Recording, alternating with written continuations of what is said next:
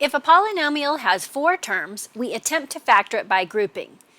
If it has 2 terms, then we test to see if it fits one of our special factoring formulas. In this video, we'll explore factoring trinomials, or polynomials with 3 terms. We're going to break this down into 2 cases. The easy case first, where we have a leading coefficient of 1, and then the second case, what do we do if that leading coefficient is not 1? The key to factoring a trinomial is to think about FOIL, but in reverse. Here's the procedure.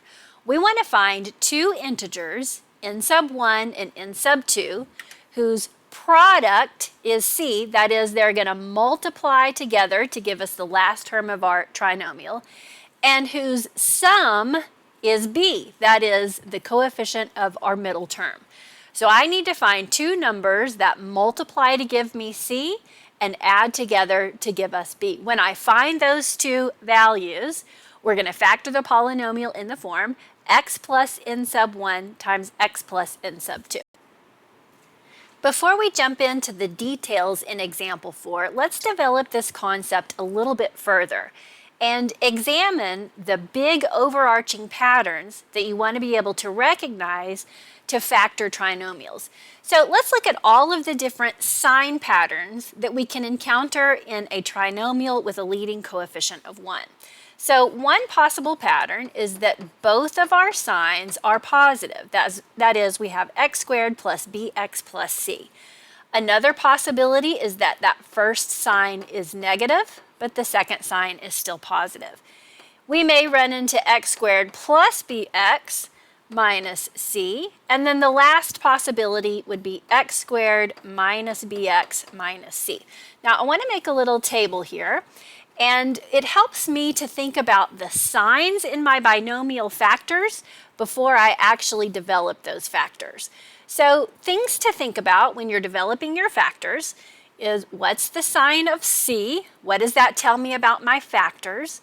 And what's the sign of b, and how does that help me to develop my factors? And over here, we're going to look at what's the pattern of our factors. Now, each one of these trinomials is going to break down into the product of 2 binomials. Because our leading coefficient is 1, the first term in each of our binomial factors is going to be x. Then we're going to have some number in this spot. I'm just going to put a number right there. That's the n sub 1 and n sub 2 in our general description of the procedure here. So again, all of our factors are going to have this basic pattern. And before we learn how to figure out what those numbers are, we're going to learn how to determine the signs of our binomial factors. To figure out the signs in our binomial factors, we need to think about FOIL. When I have the product of 2 binomials, notice the last terms in the FOIL process always give me the last term in my trinomial. So to figure out the signs in my binomial factors, the first thing I'm going to do is consider the sign of c.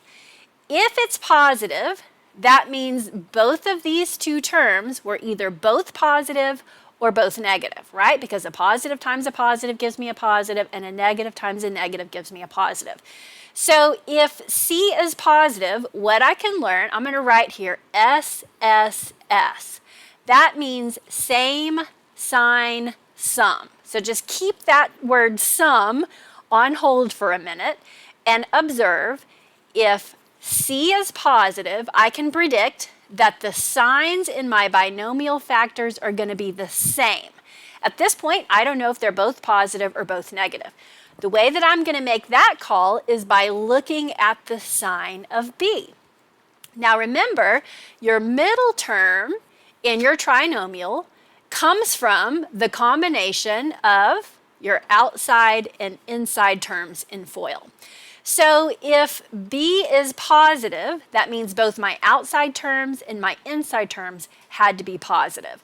So I know from the sign of b that both factors in my binomials must be positive.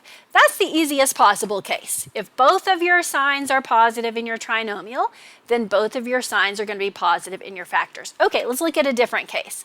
Again, I'm going to look at the sign of C first and observe that it's positive. That means that both terms in the last position of binomials had to have the same sign, either both positive or both negative. So I know these are going to be the same sign. But if I look at the sign of B, remember that's the combination of my outside and inside terms. If that's negative, that means my outside and inside terms both had to be negative. So we know that the signs in our binomial factors are going to be negative. Now, the S in same sign sum means that B is going to be the sum of the two numbers that I find in my factors. And we'll do some examples to illustrate that further. So these two cases are similar. Let's look at the next two cases. In the next two cases, C is going to be negative. If C is negative, that means these two numbers in the last position of binomials had to have different signs, one positive and one negative. When you multiply a positive by a negative, you get a negative. So I'm going to remember different sign difference. So I can automatically jump over here and say one of my factors is going to be positive and one of them is going to be negative. So I can make that decision a little bit earlier. Now, what does the sign of B tell me? Remember, BX is the combination of your outside and inside terms. If one of those products is positive, one is negative, and I add them together to get a positive, that tells me my biggest number must be positive. So I know I'm going to put the biggest factor right there. And then again, if C is negative, I'm going to write the phrase here, DSD, different sign difference. So we can automatically understand I'm going to have different signs, one positive and one negative. So this one is going to tell me that my biggest number is negative. So I'm going to make a note, the biggest number here is going to be negative. So those two cases are similar. Okay, this process will become a little clearer as we look at some specific examples. On example 4, factor the following trinomials completely. So we have x squared plus 5x plus 6. Notice our leading coefficient is 1 here, so this is kind of our warm-up case. We know that this trinomial is going to break down into the product of two binomials. The first two spots in my binomials are going to contain an x because x times x gives us x squared. Now, let's figure out our signs. We're going to first look at the sign of C and see that it's positive. That means the second two terms in my binomials must have the same sign. So I'm going to write S, S, S. So they're either both going to be positive or both going to be negative. But I'm going to look at this sign to realize that's the combination of my outside and inside terms. They're both going to be positive. So I can go ahead and say plus and plus. So now we need two factors of 6 with a sum of 5. So let's think about the factors of 6. The factors of 6 include 1 and 6 and 2 times 3. The pair that has a sum of 5 would be 2 and 3. So I'm going to put the 2 here and the 3 here. And notice you could also write it x plus 3 times x plus 2. Either order is fine.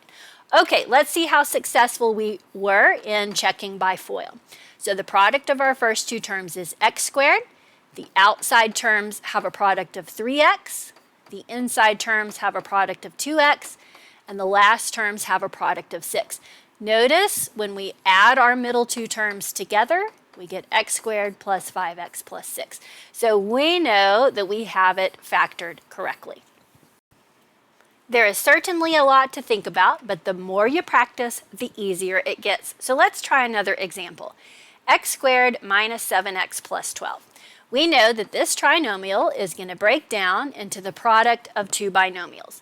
The first two terms, of course, are going to be x because x times x gives us x squared. We look at this term first and observe that it's positive. So I'm going to remember same sign sum. So at this point, we know that the signs in our binomial factors will either be both positive or both negative. This sign makes the call. This tells me that they're both going to be negative. So we know we're going to have x minus a number times x minus a number. So how do we find the numbers? Well, we need two factors of 12 with a sum of 7. So let's list the factors of 12. We have 1 times 12, 2 times 6, 3 times 4. I think that's all the factors. The pair that has a sum of 7 would be 3 and 4. And we can put those in either order since both of our binomials have the same sign. All right, let's see if that worked. We can check by FOIL. The product of our first two terms is x squared. Product of our outside terms is minus 4x. Inside terms minus 3x. And the product of our last terms is 12. When we combine our middle terms, we have x squared minus 7x plus 12. Because that product matches the original polynomial, we know that we have it factored correctly. Let's consider x squared plus 3x minus 10. Anticipating two binomials, the first term in each case will be x. We begin by looking at the sign of c. This time it's negative. So I'm going to remember different sign difference. That is, the two signs in my binomial factors will be different. I have to have one positive and one negative. We can make that call a little earlier in this case. So what does this sign tell me? Something a little different this time. This tells me that the biggest number must be positive. So we need to find two factors of 10 with a difference of 3. So let's figure out the factors of 10. We have 1 times 10 and 2 times 5. This time we're looking for the difference between those two numbers. The difference between 2 and 5 is 3. Okay, so now we have to figure out where do I place each number because this time our signs are different. But remember, we said the biggest number has to be positive. So I'm going to put the biggest factor here and the smallest one over here. All right, let's see if that worked. When we FOIL, we get x squared minus 2x plus 5x minus 10. And when we combine our middle terms, we get x squared plus 3x minus 10. Now, if that didn't match the original polynomial exactly, that would prompt me to go back and look for a mistake. Okay, one more example for this case, x squared minus 5x minus 36. I'm anticipating two binomials where the first term in each case is x. Remember, we look at the sign of c first. In this case, it's negative.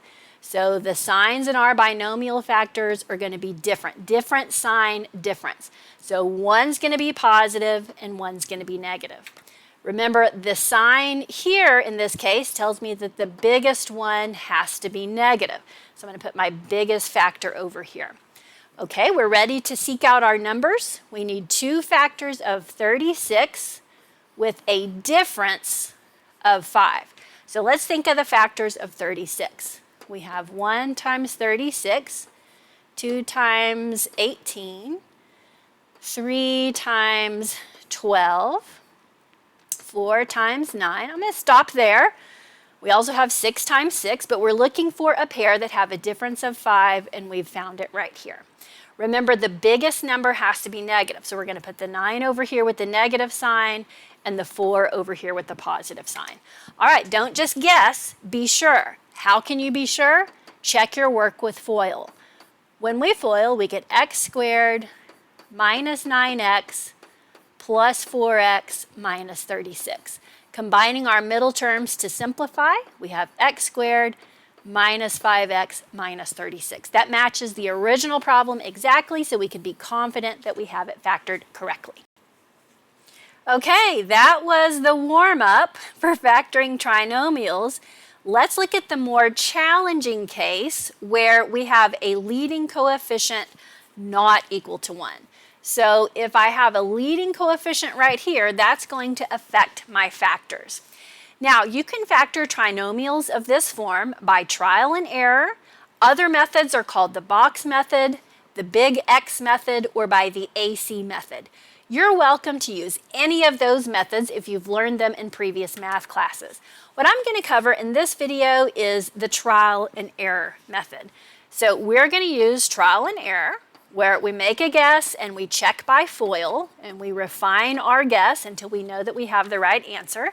And the most important thing here for the trial and error method is that you check with FOIL. The good thing about this method is that you're factoring and multiplying together, and building both of those skills at the same time. So let's try the trial and error method on example 5. Factor the following trinomials.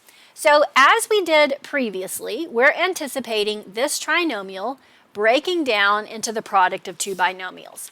What's different about this case is that we have a leading coefficient of 6 instead of 1. So instead of just an x and an x in the first two spots, we can have possibly 2x times 3x to get 6x squared. We can have 1x times 6x. The factors of 6 include 1 and 6 and 2 and 3. So just by looking, we can't tell which pair it's going to be. So I'm just going to pick one. Let's try 1x and 6x. Now, looking at our sign patterns, because we have two positives in the original trinomial, we can tell that both of our signs are going to be positive here. In the last two spots, we need factors of 5. The only two possible factors of 5 are 1 and 5. And I don't know which order they go in, so I'm just going to try a certain order, okay? So the key here is to make sure that the product of our first two terms is 6x squared, and the product of our second two terms is 5. So far, so good. But now we want to test out our middle term. Does the middle term turn out to be 13x? And we're going to find that out by FOIL. So if I multiply the first two terms, we get 6x squared. The outside terms have a product of 5x. The inside terms have a product of 6x. And the last have a product of 5. Notice our middle two terms here combine to give us 11x. Oh, we missed it just by a little bit. We're looking for a middle term of 13x. So that was one of our errors in our trial process. Now, I don't want to erase that. That's not the correct answer, but I want to remember what I've tried previously. So I'm going to try again. Now, remember, the key here is to recognize that the first two terms have to have a product of 6x squared. So let's try our other pair. Let's try 2x and 3x. Again, we know both of our signs are going to be positive. And our next two terms have to have a product of 5. Let's try the pattern 1 and 5. Now, the way we tell if this works is by FOIL. So if I multiply this out, with FOIL we have 6x squared plus 10x plus 3x plus 5. And notice those two do combine to give us the correct middle term, 6x squared plus 13x plus 5. So we know that is the correct factorization. This method takes a little bit of perseverance, but again, the more you practice, the easier it gets. Your intuition will begin to develop, and you'll be able to factor with ease. Let's try our next example, 3x squared minus 10x plus 7. So I'm anticipating two binomials. Now this case is a little bit easier than the last one because notice our first term here has a prime coefficient. That is, the only two factors of 3 are 1 and 3. So I know I'm going to have a 3x here and a 1x here, or vice versa, 1x and 3x. You can put those in either order. Also, our last term is prime, so the only two factors of 7 are 1 and 7. So you can put those in either order. I'm going to put a 7 here and a 1 here. Also, notice both of our signs have to be the same, and this sign tells me they're both going to be negative. So I'm going to have a minus here and a minus here. So there's our first trial. Let's see if it works. We can check it by FOIL. The product of our first two terms is 3x squared. Product of our outside terms is minus 3x. Product of our inside terms minus 7x, and last have a product of plus 7. Combining our middle terms, we have 3x squared minus 10x plus 7. That matches our original trinomial, so we can be confident that we found the right factor.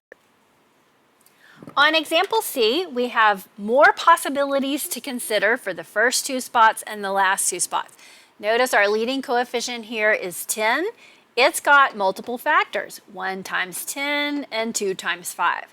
In addition, our last term here, 6, has multiple factors, 1 times 6, 2 times 3. So we've got a lot of possibilities to try. So I'm just going to pick a pair. Let's suppose in the first two spots we use 2x and 5x, And in the last two spots, remember these have to multiply to give us 6. Let's use 2 times 3 to get 6. Okay, so as we figure out our signs, I'm always thinking about FOIL. So I notice here the product of our outside terms is going to be 6x, and the product of our inside terms here is going to be 10x. I don't know the signs yet. Product here, 6x and 10x. But I do know that I cannot add or subtract 10x and 6x to get my middle term, negative 11x. So I'm going to go ahead and make an adjustment. I know that one's not going to lead to the correct factorization. So let's try another one. I'm going to keep the 2x and the 5x in the first two spots, and let's just switch the 3 and the 2. Okay, before we figure out our signs, notice our outside product is 4x, the inside product is 15x, and I can find the difference between those to get negative 11x. Okay, to get negative 11x, I want to make sure that my biggest product is negative. So to get the negative 15x here, we're going to have a negative here and a positive here. Okay, let's check with FOIL. So the product of our first two terms is 10x squared, outside terms is 4x, inside terms minus 15x, and minus 6. So we end up with 10x squared minus 11x minus 6. That matches our original trinomial, so we know we have the correct factorization. Okay, one more. Let's attempt this one with the same process.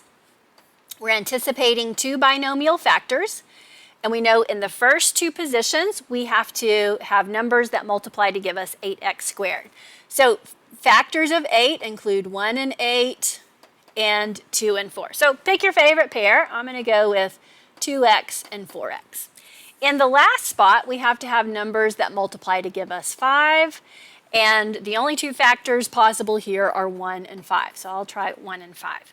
Now, we have to have different signs. This one's negative, so we know we're going to have different signs. But before I even think about placing the signs, I want to look at my outside and inside products. The outside product here is 10x, the inside product is 4x. And I want to think, can I combine those either by addition or subtraction to get 18x? And the answer is no. So I'm not even going to worry about signs there. I know that's not going to be the right combination. So let's make one adjustment. Let's just switch the 1 and the 5 in the second two spots. In this case, our outside terms are 2x, inside terms are 20x. Those have a difference of 18x, so this is going to be our winning combination. So the inside product here is 20x. The outside product is 2x. Their difference is 18x, but to get a positive difference, we need our biggest term to be positive. So I want my inside product to be positive, my outside product to be negative. All right, let's double check with FOIL. We have 8x squared minus 2x plus 20x minus 5. And so we end up with 8x squared plus 18x minus 5. So we know we have found the correct combination. Again, this takes a little bit of perseverance, but stick with it. Try something. See if it works by FOIL. If that doesn't work, try another combination and keep working until you get it.